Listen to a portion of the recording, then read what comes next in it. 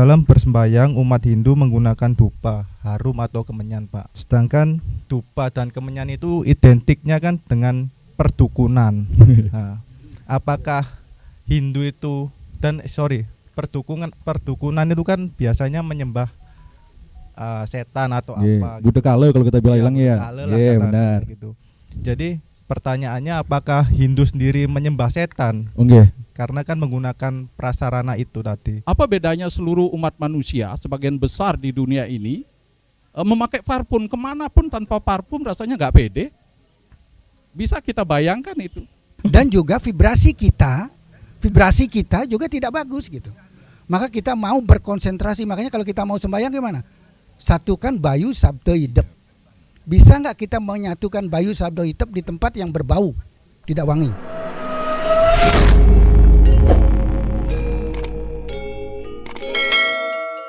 Selanjutnya mungkin ada yang mau untuk bertanya lagi. Swastiastu.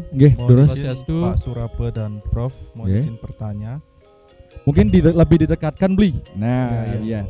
Biar lebih kedengeran suaranya. Saya ngurah dari perwakilan pemuda-pemudi Pura Candi Cemoro Agung. Izin bertanya Prof dan Pak Surabe. Dalam bersembayang, umat Hindu menggunakan dupa, harum atau kemenyan, Pak. Sedangkan dupa dan kemenyan itu identiknya kan dengan perdukunan.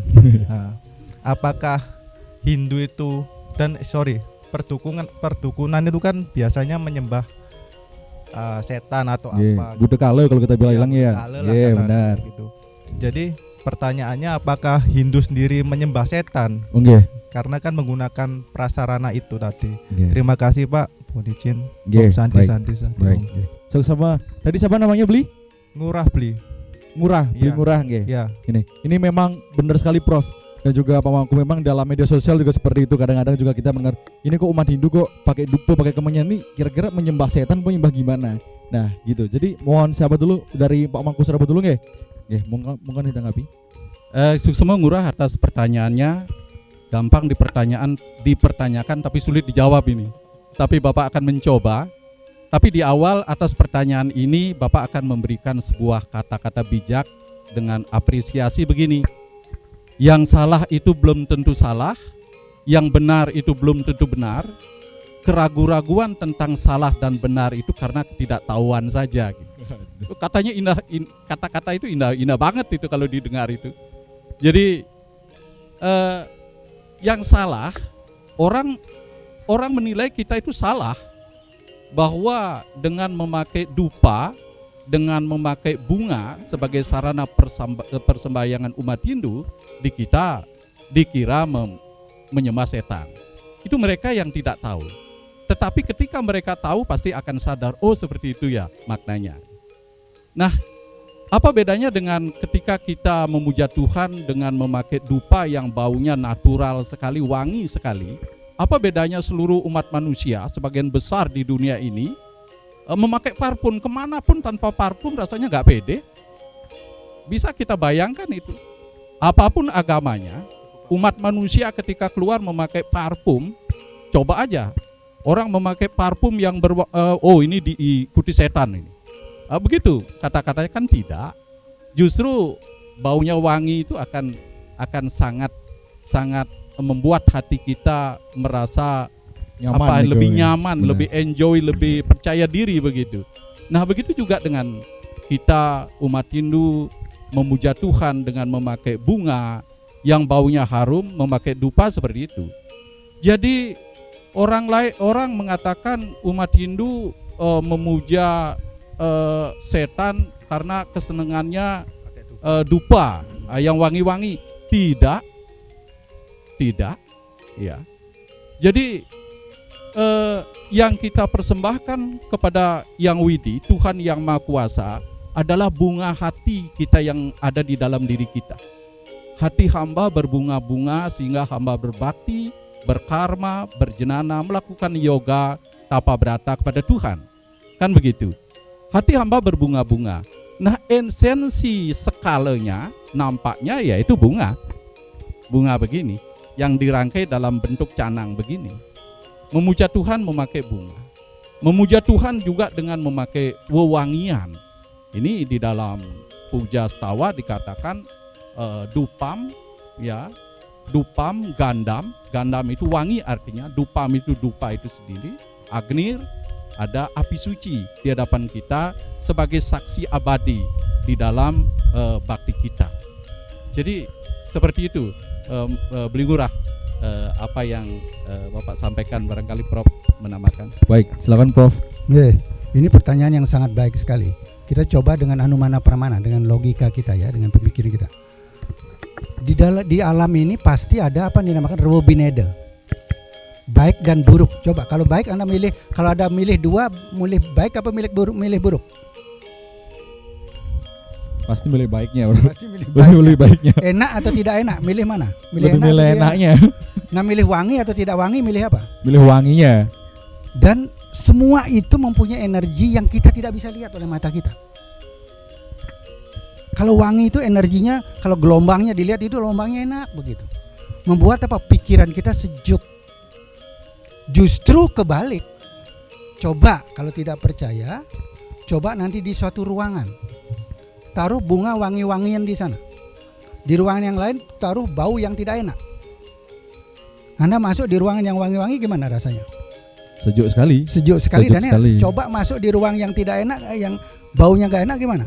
Setan yang tadi kita berubah menjadi setan, kita ngamuk-ngamuk di sana. Orang yang ngamuk-ngamuk itulah sebetulnya setan gitu, bukan setannya yang ngamuk-ngamuk, yang marah itu gitu.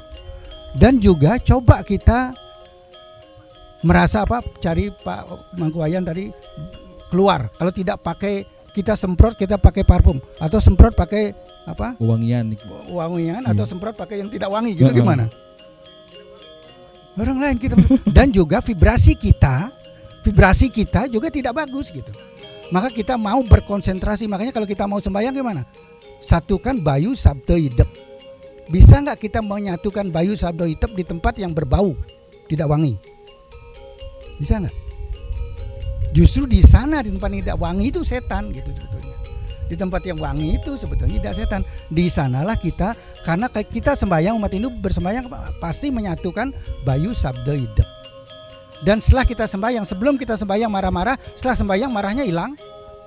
Sebelum kita sembahyang bermusuhan, setelah sembahyang hilang musuhnya. Nah, itulah karena kita, ruangan kita wangi dan pikiran kita wangi. Dan wangi itu artinya rasa bakti kita. Wangi itu adalah simbol dari rasa bakti kita, simbol dari ketulusan kita. Kenapa jadi tulus? Karena vibrasi kita nggak ngelihat saja. Coba kalau kita ngelihat vibrasi kita, coba kita ukur coba gitu ya. Di ruang yang wangi kita ukur vibrasi kita, frekuensi kita. Pasti itu katanya namanya gelombang alfa. Gelombang alfa yang enak gitu. Coba kalau di tempat yang tidak yang bau sekali, Prof. Gini dia. Gini pasti sudah luar biasa, siapa ini bikin ini gitu kan, sudah setan. Kita berubah menjadi setan dan di sana kita berubah menjadi dewa. Itu yang penting, kita bagaimana kita berubah menjadi dewa. Karena kita menjadi dewoya apa mau butoya, kita menjadi mau dewoya. Itulah sebabnya kita mencari yang wangi, yang baik, yang enak gitu. Wangi, baik dan enak, itu yang kita cari. Apa kita mau cari yang jelek, yang busuk, yang ini enggak kan? Itu yang kita cari. Nah, baik, jadi bisa disimpulkan bahwasannya kenapa harus ada pewangian? Memang kita harus melakukan sarana prasarana tadi. Jadi memang kalau misalkan kita ingin mau tampil bagus di depan Ida Sang Widi, maka kita harus juga membersihkan diri juga harum ya. Kalau misalkan kita, ini konotasinya kalau misalkan dalam modern aja ya, Pak Mangku dan juga Prof, mau ketemu pacar aja kita harus wangi ya. Masa kita mau ketemu Tuhan gak wangi kan, seperti itu. Pacar aja pengen wangi, Tuhan gak pengen wangi ya gitu. Jadi seperti itu, Beli Ngurah. Om Swastiastu, Om Awignamastu Namasidam, yang Mangku Pura Candi Cemaragung Nengah Wijanarka. Pada kesempatan ini saya mau menyampaikan sekilas tentang sejarah Pura Candi Cemaragung, di mana pada awalnya Pura Candi Cemaragung ini merupakan pura yang dibangun di wilayah barat, tepatnya di lokasinya di Jalan Sambiarum, Gang 3, Blok 53. Di awal pembangunan Pura Candi Cemaragung itu pada tahun 1993, tepatnya diawali pada bulan Maret. Jadi pada saat itu pembangunan Pura Candi Cemaragung diawali dengan pembangunan tembok penyengker, karena pada saat itu sifatnya baru mengawali sehingga hanya memakai sarana bambu. Nah, kemudian pada tahun 1993, khususnya di bulan Agustus, baru kita memulai renovasi tembok penyengker dengan bahan batu bata. Nah, kemudian di bulan